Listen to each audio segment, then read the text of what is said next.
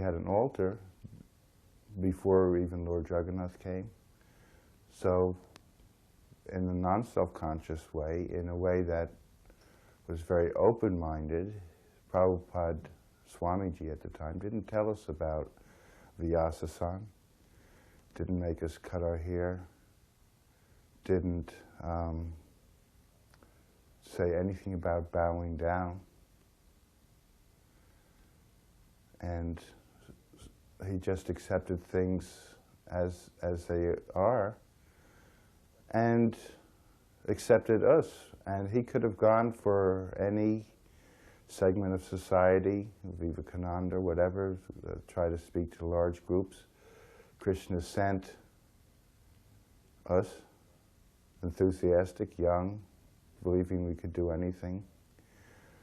In some ways it was good because already being adventurous or already not being too staid in the lifestyle, we were able to go along and do anything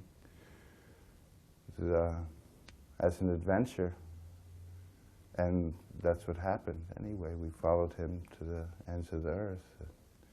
So the totem pole, there was an artist who came from New York. There was a New York contingent that slowly came to San Francisco. And there was Haridas, Harvey Cohn, came in a Cadillac, an old Cadillac. We called it the Krishna-lac. It was our car. And so he still did his art, and for some reason, he put a totem pole right by the temple altar in Frederick Street. Here's the altar. And there was a painting of the Panchatattva that he eventually put there, and the totem pole was there with hooked noses and wings and masks and moons, and Prabhupada just accepted it. There was eclectic pictures. Lord Jesus was in the temple. Prabhupada said, Lord Jesus is very nice. And so the totem pole was just part of the temple, and he didn't really tell us to do too much, except very directly. Cooking he taught.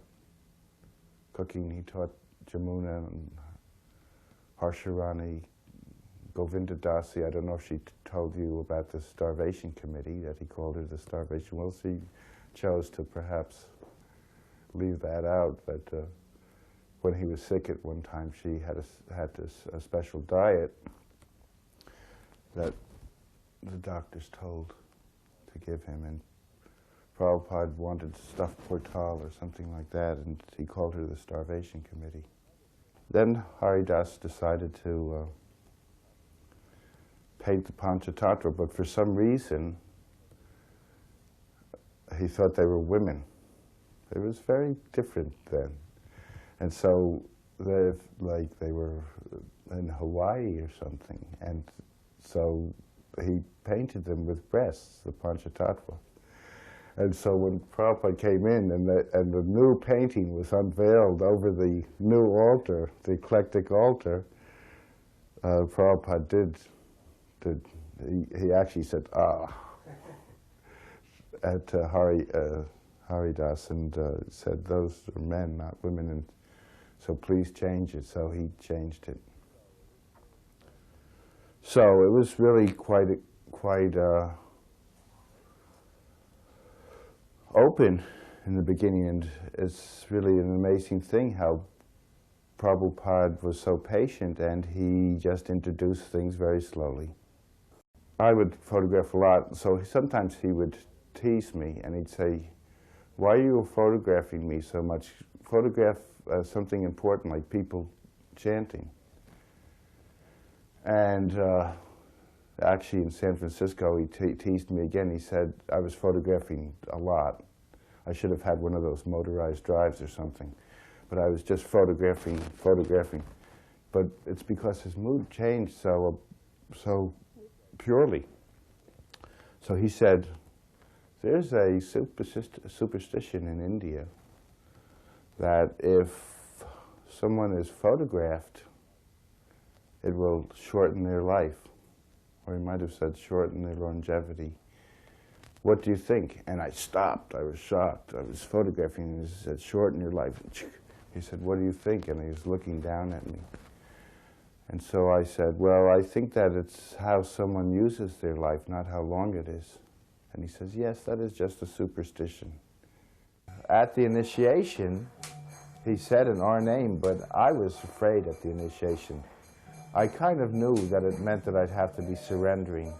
We didn't really know what we were in for. There was no great movement at the time. As I say, there was 12, 14, 16 people around.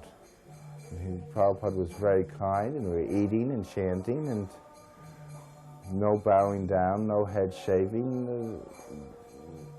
A lot of fun. He was like our father, this great Swami sitting in our midst.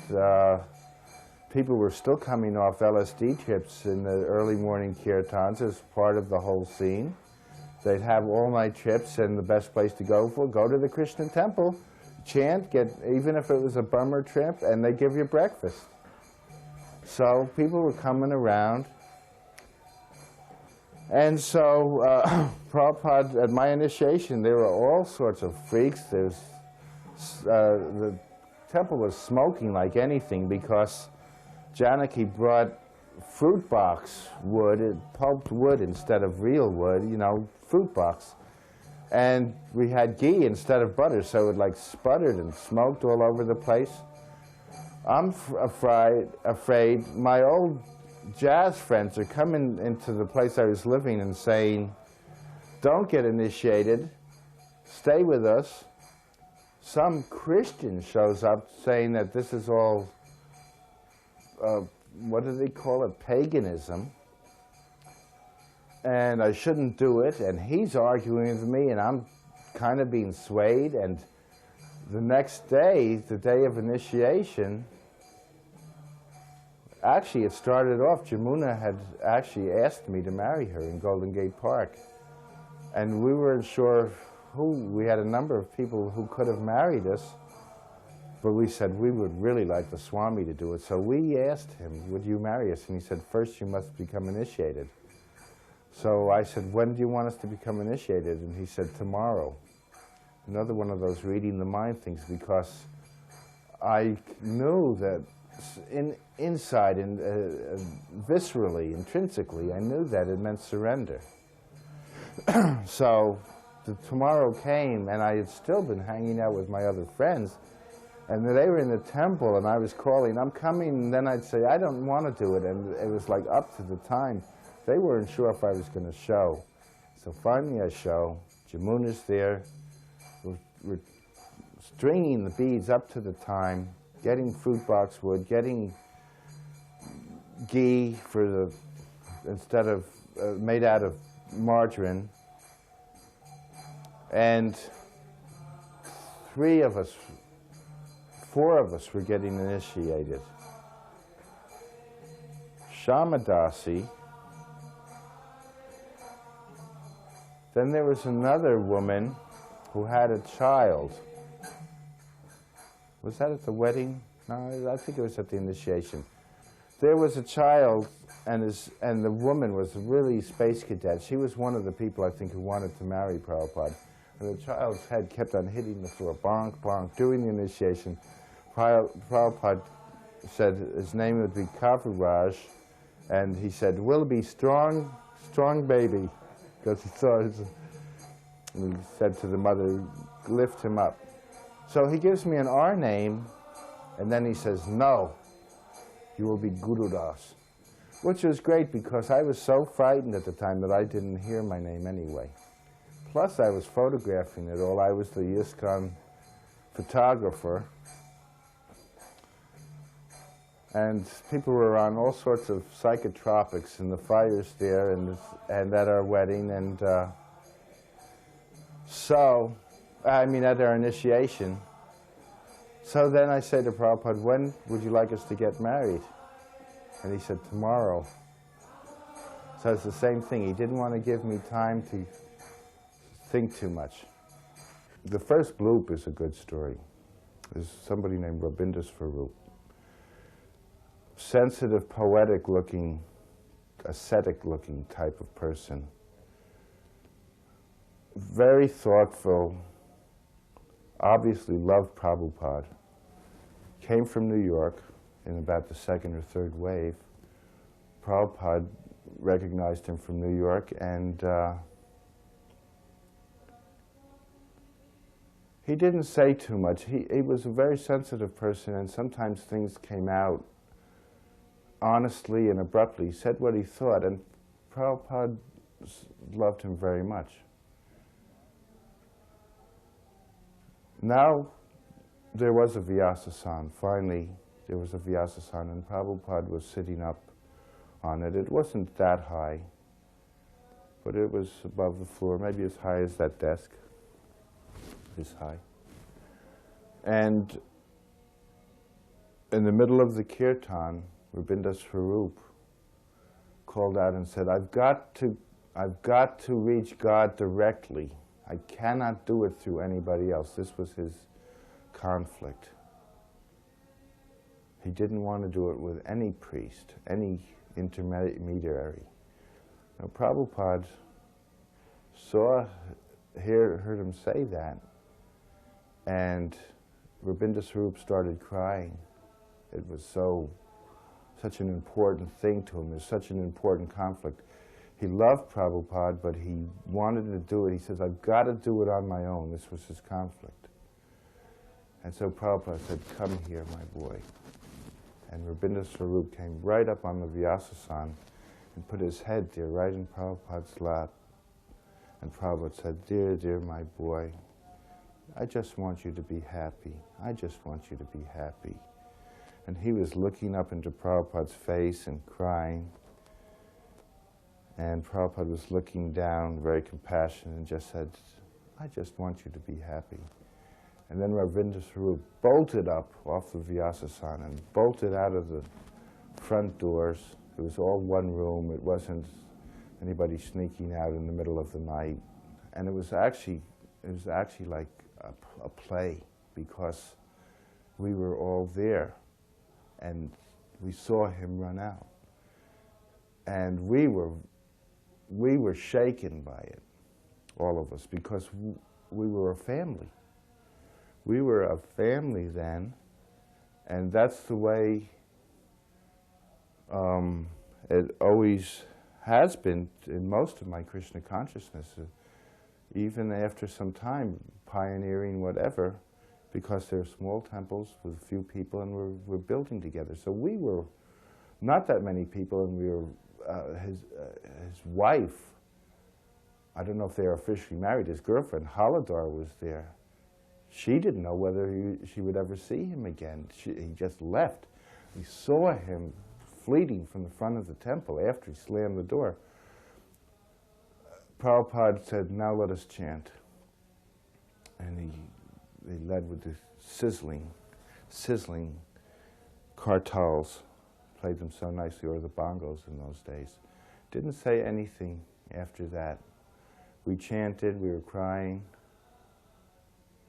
Somebody else might have heard something. I don't remember him saying anything about it.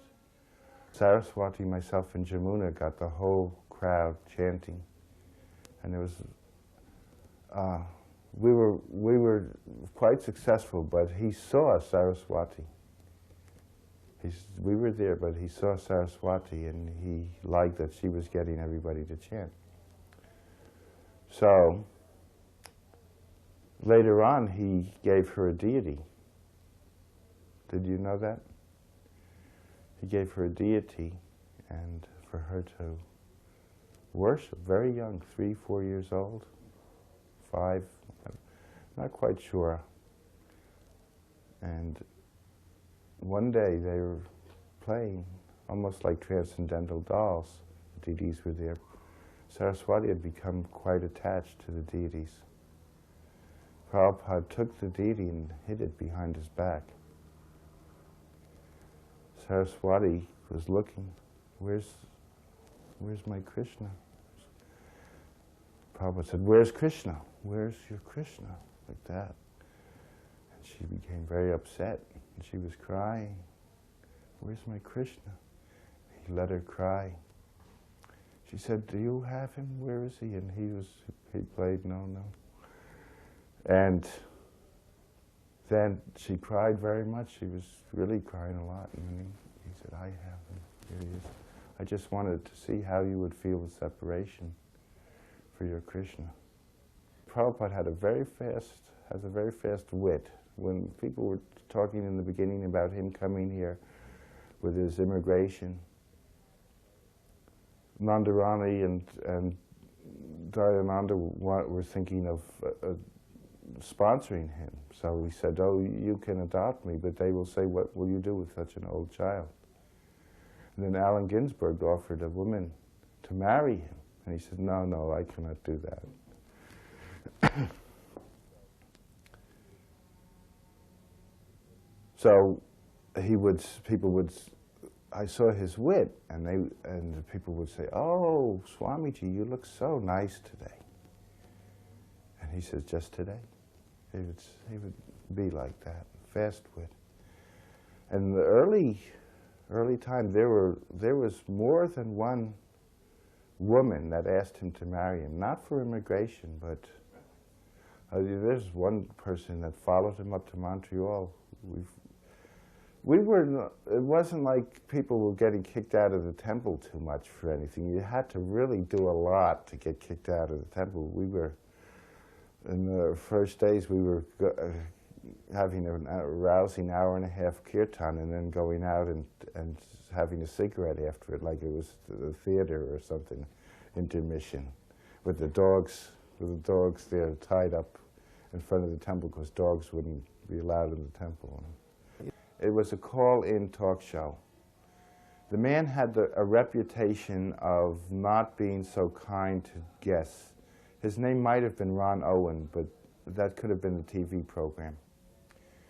I arranged it. We went down there, myself, Jayananda, Mukunda, maybe Hayagriva. Since it was a call-in program, Gargamuni suggested, why don't we call in some questions? So we got the number, we poised at the phone, live talk show. Welcome, Swamiji, welcome to the United States. A brief introduction. One of us gave a brief introduction about the philosophy of Krishna consciousness, very brief. Call-in questions. First one, Gargamuni. What is the meaning of life, Swamiji? So Prabhupada says, the meaning of life is to be servant of God. So that took about 20 minutes, and this is like a call-in program. They want like sound bites and all this kind of stuff, although they didn't have the term sound bite then. But so then the next question is, why are we on the Earth planet, you know? So Prabhupada, again, a long answer. So now the man says, we want questions from somebody else besides your group. So they were obviously being screened by somebody in the engineering room, and the third question was a tremendous question, like, why are we here? What is our purpose for being here? Again, a great question. Prabhupada takes 15, 20 minutes. So now, for juxtaposition, for variety, the guy wants to get another point of view. So this woman from, sounds like a Midwest twang, calls in and says, Swamiji, why is your temple in the Haight-Ashbury? And Prabhupada said, the rents are inexpensive. So she says, why are you teaching hippies? And that might have been when Prabhupada said, they are not hippies, they're happies. It might have been at that time. She said, now how did you get here from India?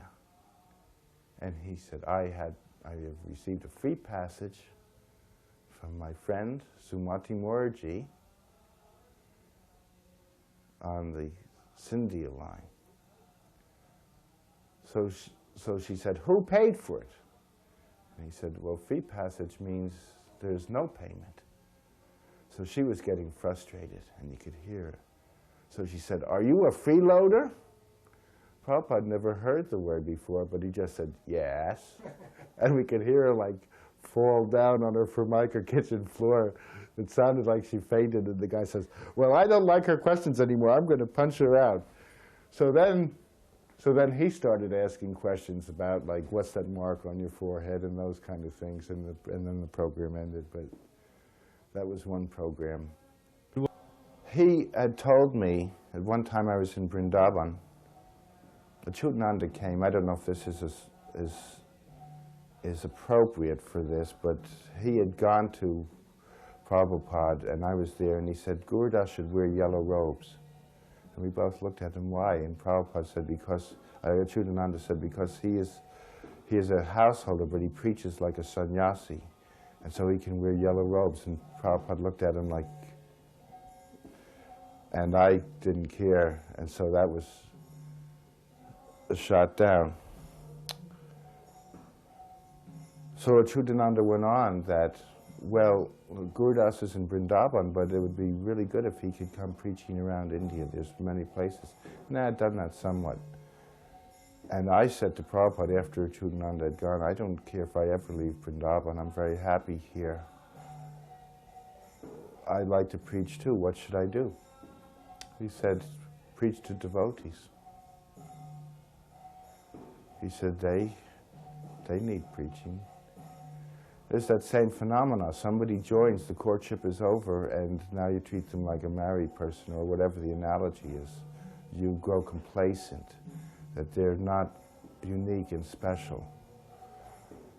So I took that to heart, and I started preaching more. I think I was in charge of Vrindavan at the time, so I made it my business. It was great. Everybody appreciated it. I remembered in London when people came back from Sankirtan that Jamuna would make milk and I would tell them stories or read Krishna book. And everybody remembers that. They said it was like your father and she was mother. And Prabhupada, again, supported that by saying, men and women are in this very place. There's just on one floor difference, and there's no mixing. That is because this is a family. It is not artificial here. You are like father and Jamuna is like mother. He said it is not artificial. So it's that family type of thing. And so I was preaching to devotees, and when I was to become sannyas, I pointed out that I thought that preaching to devotees would be diminished because of that. Not only because people treat you differently, and they did, but also a lot of married couples were coming for counseling. And that's my profession now. I'm a counselor, and even then, we were a good example. And so I was preaching to devotees. And so one of my first objections was that that would lessen that. And Prabhupada said, yes, that is so, but then you can preach more widely to the world, which is one of the ideas of becoming sannyasi. We're walking, just myself and Prabhupada. I had begun to go to the India Office Library. It was a great library in London. And also the British Museum. I had to pass to the British Museum Library. They had some old Gadyamat books, the British Museum, but India Office Library had everything. They had Bhakti Siddhanta. They had the poem that Prabhupada wrote to Bhakti Siddhanta Saraswati in 1934 or 36, Adori Dori, the Holy Day. I had found that in his handwriting and sent it to him, and he was so happy. So I was going through the library, and I had begun to read Bhaktivinoda Thakur's writings a lot, Puriyat, etc., and I really liked it because of the poetry and the imagery. It was very flowery, very, talk about compassionate. And in my heart, I like Bhaktivinoda Thakur's writings the best. I liked Prabhupada the best, but Prabhupada had a formal side to me and a public persona. When he was lecturing, he was apparently more stern. Not always. As far as the writing, it's very nice, but sometimes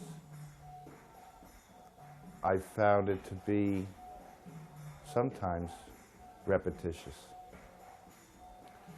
So in my heart, and I'm not reading this as blasphemy, I'm just being honest as a person,